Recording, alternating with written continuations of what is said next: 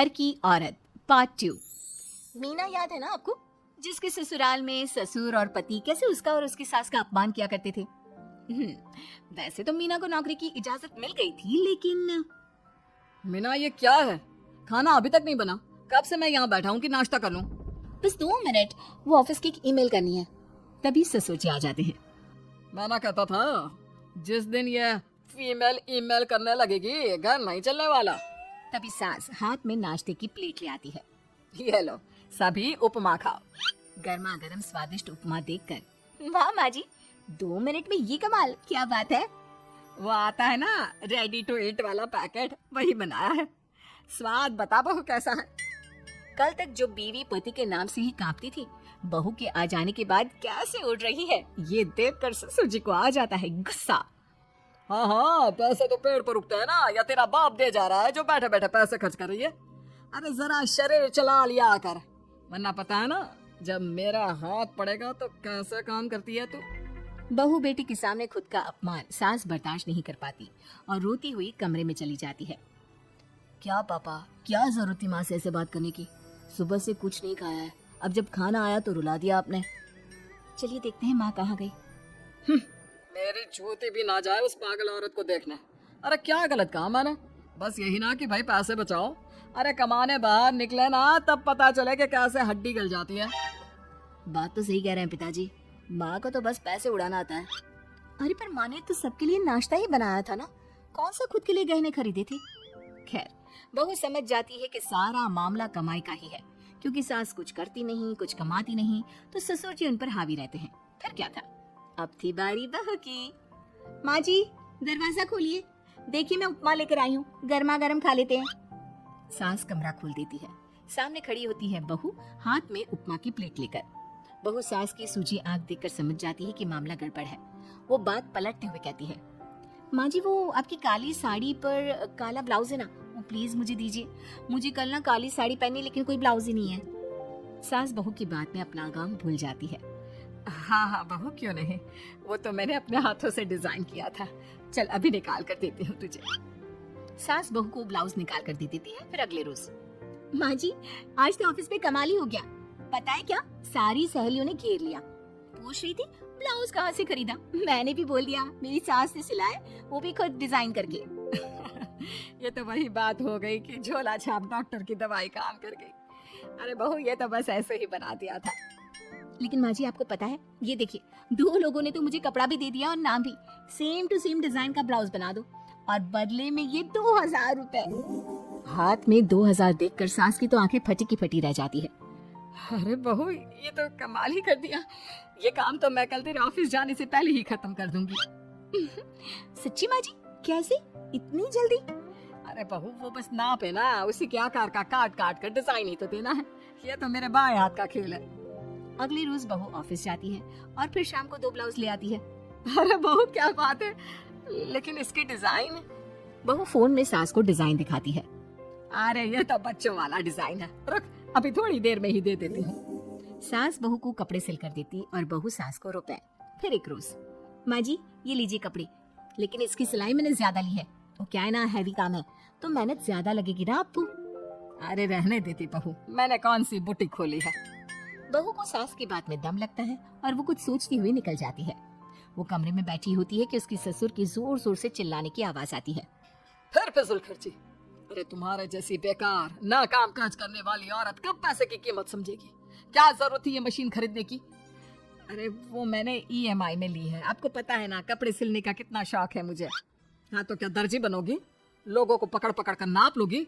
अरे कुछ तो शर्म करो। तभी बहू आ जाती है, उसके हाथ में चाबी होती है। माँ जी ये चाबी मैंने चौराहे में आपके लिए बुटीक खोला है, पैसा लोन से लिया है तो काम करके आप चुका देना। और हाँ माँ जी, कल उद्घाटन है तो 11 बजे दुकान में पहुँच जाना, पूजा में आपको ही बैठना है। ये सुनकर ससुर जी आग बुबला हो जाते हैं। कहीं नहीं जाएगी ये, इस घर की औरतें बाहर नहीं निकलती। तू तो इंजीनियर है इसलिए तुझे इजाजत दे दी, लेकिन ये तेरी सास 4 अक्षर नहीं आते इसको। अरे रहने दे, क्यों पैसा बर्बाद करवा रही है।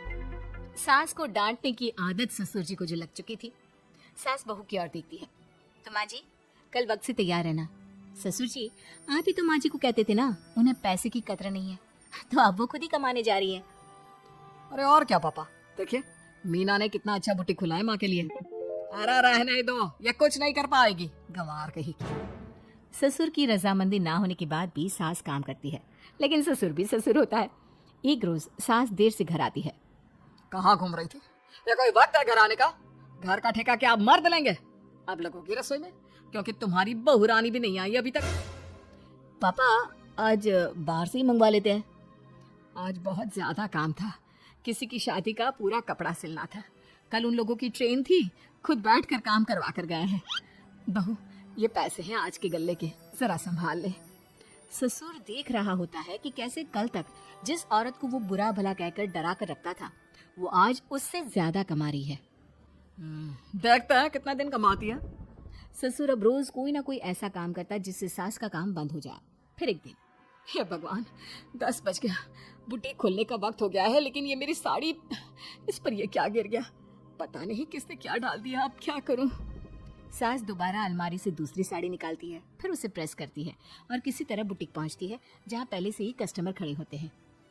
अरे क्या हो गया? लगता है काम चल गया तो मैडम के भाव बढ़ गए। पता है इस धूप में पिछले आधे घंटे से खड़े हैं, पता होता तो वो बगल वाली शॉप में ही दे देते। अरे अरे माफ करिएगा, वो क्या हुआ ना, तैयार होकर निकल ही रही थी कि साड़ी में सॉस गिर गया। दोबारा साड़ी चेंज की तो आप आई। ठीक है, लेकिन अब आ गई है तो जरा जल्दी से कपड़े दे दो, हमें जाना है। सास को कस्टमर की बात बुरी लगती है, लेकिन क्या करती, वो जल्दी से सभी को सारा सामान देकर विदा करती है। सारा दिन काम करती है। वो निकल ही रही थी कि कस्टमर आती है। जी वो मेरी साड़ी है ना शादी की, उसका लहंगा बनवाना है। हाँ हाँ, क्यों नहीं, बनवा लो। शादी की साड़ी के साथ इमोशंस जुड़े होते हैं। बिल्कुल सही बोला आपने, परसों मेरी शादी की सालगिरह है, तो जरा बना देना। अरे नहीं नहीं, इतनी जल्दी कहाँ तैयार होता है शादी का लहंगा, कम से कम 4 दिन तो। देखिए, आप 2 दिनों में जितना कमाती है ना, वो मैं आपको 1 दिन में दे दूंगी। बस मेरी ये शादी की साड़ी का लहंगा बना दीजिए। सास को भी अब पैसे की लालच आ जाती है। वो सोचती है कि वैसे भी कोई अर्जेंट काम नहीं है तो वो मैनेज कर लेगी। अब ठीक है, नाप दे दीजिए। औरत नाप देकर वहां से चली जाती है। सास सोचती है कि घर जाकर रात में काम करेगी। ये सोचकर वो उस औरत की शादी की साड़ी घर ले आती है। वाह, अब काम घर पर भी ले आ रही हो। हाँ, लेकिन घबराइए नहीं, घर के काम में कोई असर नहीं होगा। सास घर का काम करती है, बहू के साथ खाना बनाती है, खिलाती है, और फिर क्या बात है सासू माँ, बड़ी जल्दी जल्दी काम कर रही है आज। सास बहू को सारी बात बताती है। क्यों माँ जी, इतनी भी क्या मेहनत करना? अरे बात सिर्फ पैसे की नहीं है, बल्कि उस बेचारी औरत की इमोशंस की भी थी। ये उसकी शादी की साड़ी है ना। ससुर पास खड़ा सब सुन रहा था। अब देखो, बहुत काम करने का शौक है ना, कैसे भरे बाजार तुम्हारी दुकान खुद तुम बंद करोगी। जब सास पूरी रात काम करके सुबह लेटती है, मौका देखकर ससुर कैंची से साड़ी को काट देता है।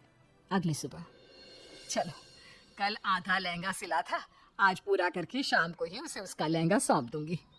लेकिन ये क्या, सास जैसे ही लहंगा उठाती है, लहंगा तो फटा होता है। वही ससुर छुप कर सास को देख रहा था। हाय रे, ये किसने किया? ससुर छुप कर हंस रहा था।